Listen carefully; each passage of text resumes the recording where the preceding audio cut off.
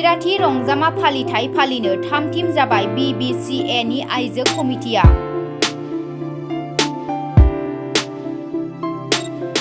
चिरां जिल्ला थुक्राझाराव Bbca नि आइजो कमिटिया दिनैसिमाव 74 थि बोसोरसालिया जुथुमबोनाय जाबाय।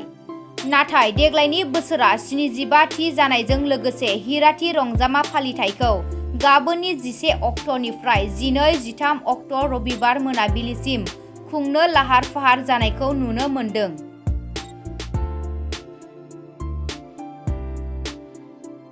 बे हाबाफारियाव बर' माहारिनि गोबां हारिमु आयदा लानानै खुंफुंनाय जागोन आरो बे हाबाफारियाव गोबां समायना रमायनाजों बुंफबनाय साजायनानै दोननाय नुथायखौ नुनो मोन्दों।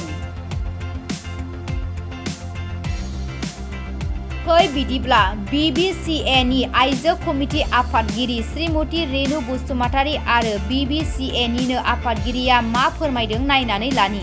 उइमेन कमिटिनि आङो प्रेसिडेन्ट बिबानाव दङ दा। बेयाव जोंनि उइमेन कमिटिनि 75 बोसोरनि हिराथि रंजामा डायमन्ड जुबिलि जानो थांगासिनो दङ। जोङो बिनिनो लाहार फाहार खालामगासिनो दङ। बेथ' अक्ट'बर मास मोनसे सेप्तेम्बरनिफ्रायनो जोङो बेखौ आरम्भ खालामदों। दैलांजोबनायनि उननिफ्रायनो। बे डायमन्ड जुबिलियाव माबायदि हाबाफारि जालांगोन?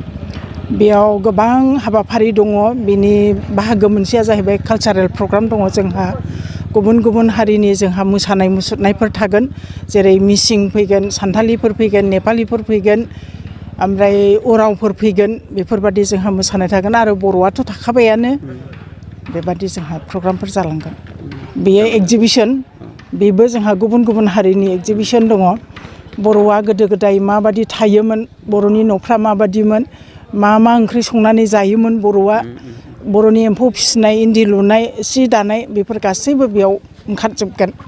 ओमफ्राय जोंनि सान्थालि बिब' बिनानावफ्राबो बिसोरो माबादि सङो जायो, माबादि गानो, बेफोर गासैबो ओंखारजोबगोन। शुक्रबार 11 थारिखनिफ्राय लानानै 13 थारिख मोनाबिलिसिम जागोन। आलासिया सोर सोर फैगोन? आलासिया दिनै सफैगोन नागालेण्डनिफ्राय सासे, ओमफ्राय दरं उदालगुरिनिफ्राय सासे, ओमफ्राय जोंनि जायगानिनो सासे। साथाम दङ जोंहा आलासिया। आंनि नामा एनस कुमार बसुमतारी। आङो बर' बाप्टिस्ट चार्च एस'सिएशननि प्रेसिडेन्ट। महिला कमिटिया 1947आव जाजेननायनिफ्राय फर द लास्ट 75 इयार्स बिसोरो माहारि जौगाखांनायनि हाबाफारियाव मावख्रुबनानै समाज लुखांनायाव गासैबो खामानिफोरखौ मावनानै आवगायबोबाय। ओमफ्राय बे 75 बोसोर जानायखाय मोनसे हिराथि मोनसे रंजामा बे सेलिब्रेसननि थाखाय बिथांमोना प्रिपेरेसन खालामगासिनो दङ आरो बेहाय बिसोरो more than 10,000 बेबायदि पार्टिसिपेन्टस एक्सपेक्ट खालामदों। ओमफ्राय बेखौ मेहेरगोनां खालामनो थाखाय सब रोखोमनि प्रिपेरेसन दा जागासिनो दङ। आंबो भेरि माच एक्साइटेड। बहुद आलासिफोर फैगोन, जोंनि VIP हादुंग्राफोर फैगोन आरो बेबादिनो जोंनि लोगोफोर जायफोरखौ जों मिथियो लिंहरदों। स' बे सानथामनि बे प्रग्रामा मोजाङैनो जागोन बिदि मोनसे मिजिं थिदों। बर' बाप्टिस्ट चार्च एस'सिएशना 1927आव जादोंमोन नालाय 2027आव बियो 100 इयार्स कमप्लिट खालामसिगोन। 2027आव जोंहाबो दा सेन्टिनारि मोनसे सेलिब्रेसननि थाखाय प्रिपेरेसन जागासिनो दङ। ओमफ्राय जोङो बेयो हिउज मोनसे सेलिब्रेसनखाय जोङो दानिफ्रायनो बहुद रोखोमनि प्रिपेरेसन जों दा खालामगासिनो दङ। बेबो गाजा गोमजायैनो जागोन। ओमफ्राय जोङो सानदों जोंनि गिर्जाफ्रा बेवहाय पार्टिसिपेट खालामगोन। ओमफ्राय जोंनि जेसेबां ओनसोलनि मानसिफोर जोंनि बे सेन्टिनारियावहाय फैगोन बेबादि जोंहा मिजिंथिनाय दङ। सेन्टिनारियाव जोङो सानदों जोंहा बे सिमहालागै गिर्जाफ्रा एराउन्ड माने 400सो जाहैगोन। ओमफ्राय 400सो गिर्जानि मोनफ्रोमबो मण्डलिनिफ्राय सोद्रोमाफोर फैगोन।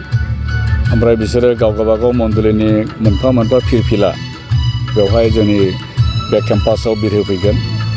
ओमफ्राय बिसोरनि समाज सिबिनायनि मोनसे देरहानाय, बिसोरनि साक्सेसफुल मिनिस्ट्रिनि थाखाय मोनसे भिक्ट'रिनि सिम्बल हिसाबै बिसोरो बे फिरफिलाखौ 27आवहाय बेवहाय मिशन कम्पाउन्डआव बिरहोफैगोन।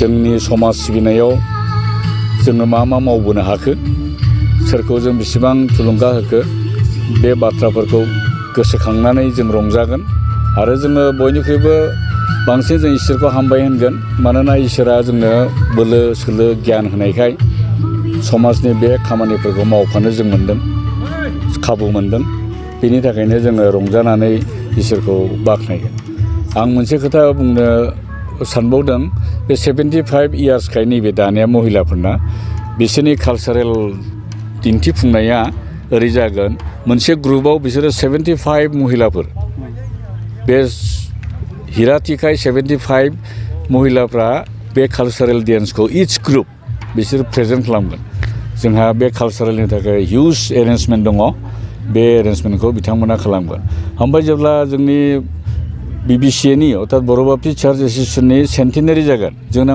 100 इयार्स जानोसै बे समाव जोङो 100 जोंनि महिलाफोरखौ आह्वान खालामगोन मोनसे ग्रुपआव 100 बिसोरो ग्रुप खालामनानै कालचारेल बे फांसनखौ दिन्थिफुंनांगौ बेबादि मोनसे इउनिक सेलिब्रेसन मोननै दा जोंहा हिराथि ओमफ्राय 27आव सेन्टिनारि बेबादि जोंना दा जागासिनो दङ बे कयेक बोसोरा इयार अफ सेलिब्रेसन होननानै बुंजायो दाख्लैनिफ्रायनो फैगासिनो दङ more than 200 volunteersफोर वर्कार्सफोर जोंनि प्रिपेरेसनावहाय खामानि मावगासिनो दङ ओमफ्राय गासैबो उइमेन लिडार्सफ्रा डे एन्ड नाइट बिसोरो बिराद बेस्थ' ओमफ्राय मण्डलिनिफ्राय अनलि दानिया ओरै जाहैबाय महिलाफोरल' फैनाय नङा जोङो मण्डलिनि हौवाफोरखौबो खावलायहरदों नोंथांमोना फैयाब्ला महिलाफ्रा बोरै फैनो थ' बिथांमोना हौवायै हिन्जावै जोंनि बे सेलिब्रेसनाव फैगोन आरो जोङो